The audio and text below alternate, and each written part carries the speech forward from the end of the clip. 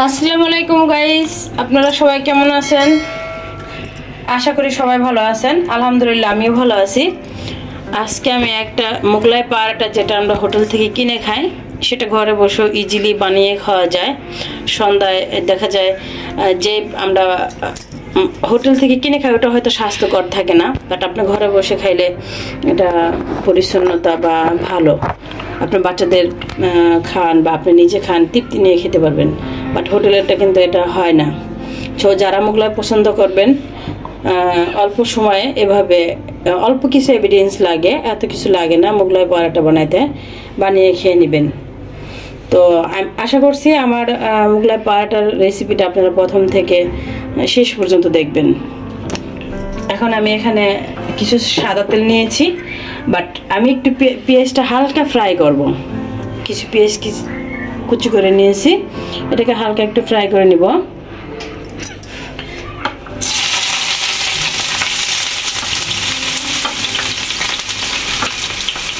এর সাথে দিয়ে দিচ্ছি কিছু মরিচ কুচি, কাঁচা মরিচ কুচি।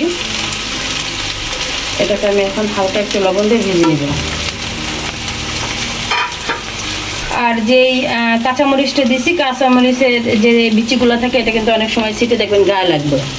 তো আপনি যখন এই পেঁয়াজটা মরিচটা ভাজবেন তখন যদি হালকা একটু লবণ দিয়ে দেন সাথে, আর এটা আপনার শরীরে লাগবে না। তো পেঁয়াজটা আমি বেশি ভাজবো না, একটু নরম করবো আর কি, যেহেতু আমি তো মোগলাই বানাবো, মোগলাইটা তো ভাজা হবে। তো অনেকেই চাইলে কাঁচা পেঁয়াজও করতে পারেন। তো আমার মনে হলো যে একটু পেঁয়াজটা হালকা তেলে ভেজে নিলে আর কি ওটা ভালো লাগবে, টেস্টটা ভালো আসবে। পেঁয়াজটা আমার ভাজা হয়ে গেছে, আমি হালকা একটু ভাজা দিব আর কি, নরম করার জন্য, শুধু জাস্ট, এটা ছাড়া অনেক কিছু না। দেখেন আমি কতটুকু ভেজেছি, যদি আপনারা এভাবে ভেজে নিতে চান নিতে পারেন। সো এখন আমি এটাকে ভলে ঢেলে নিব।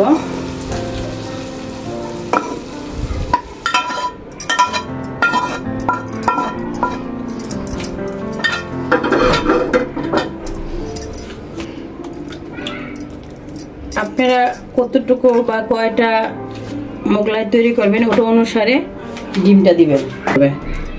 সো আমার যতটুকু লাগে আমি এতটুকু নিয়ে নিচ্ছি।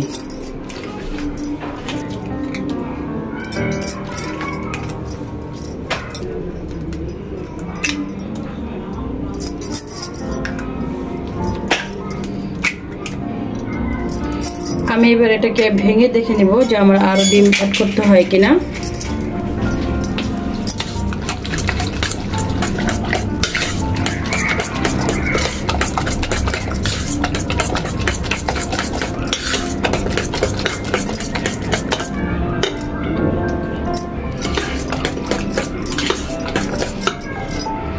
এবার আমি কিছু টমেটো রাখছিলাম এখানে, টমেটোটা দিয়ে দেব।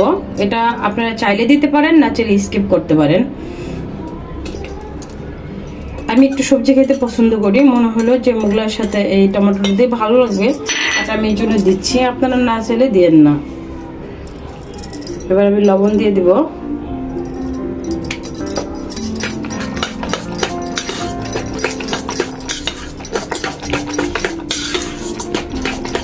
আমি এখানে 5টা ডিম দিয়েছি, আমার মনে হচ্ছে আর লাগবে না।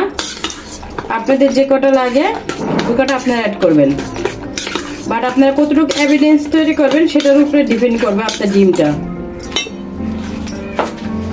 আমি ধনেপাতা দিব, ধনেপাতা কুচি।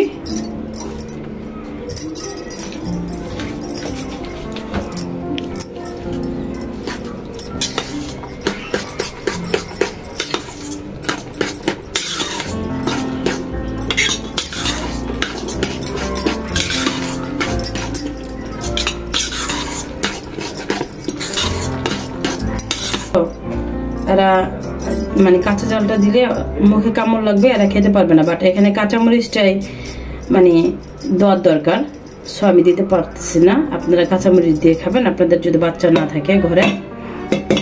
তাই আমি হালকা অল্প করে 1 চামচের মতো, 4 চামচের 1 চামচের মতো গুঁড়ামরিচ দিয়ে দিলাম সাথে।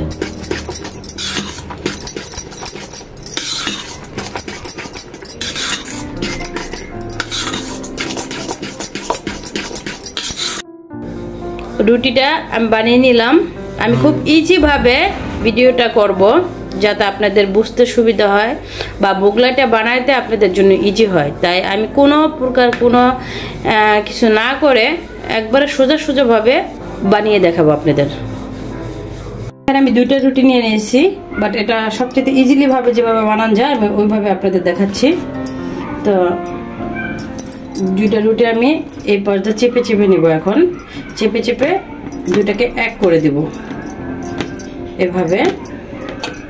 এটা আমি 2টা লেয়ারে দিচ্ছি, 2টা রুটি দিয়ে 2টা লেয়ার দিচ্ছি আর কি।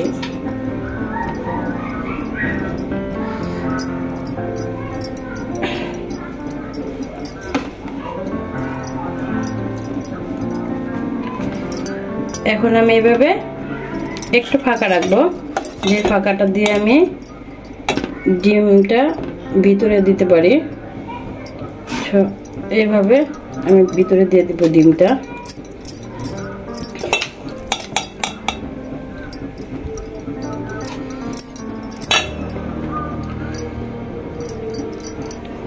এটা দেওয়া হয়ে গেলে আমি এভাবে মুখটাকে লাগিয়ে দেব, চিপ দা এভাবে ধরে মুখটাকে লাগিয়ে দেব।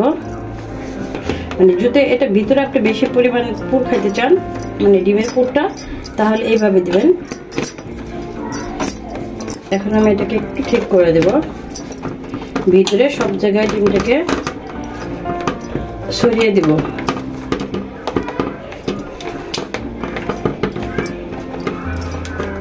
এটা আপনাদের সুবিধার্থে আমি এইভাবে করলাম, না হয় এটাকে আরেকভাবে করা যায় পারাটার মতো ওইভাবে। এখন আমি প্যানে দিয়ে দেব। প্যানের ভিতরে কিছু তেল দিয়ে দিচ্ছি, এবার তেলটা দিয়ে আমি ঠিক এইভাবে এটাকে ভেজে নেব।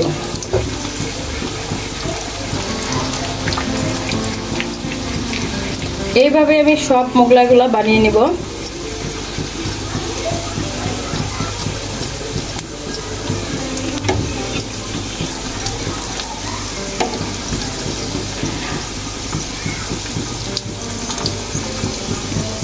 বাসায় বানানো সব কিছুই মজার হয়।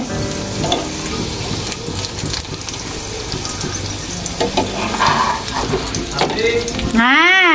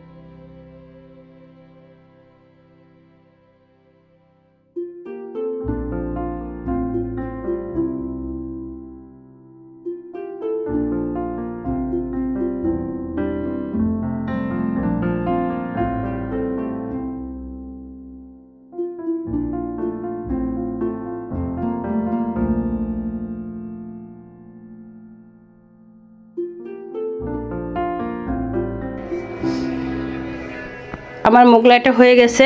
আমি এইভাবে শেপ দিয়ে কেটে নিছি।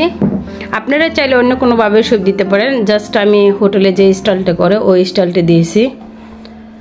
তো দেখেন, হোটেলে কিন্তু এত ডিমের পরিমাণটা এত বেশি থাকে না, পুরটা আরও কম থাকে। আমি আর কি এটাকে একটু বেশি পুর করে দিছি।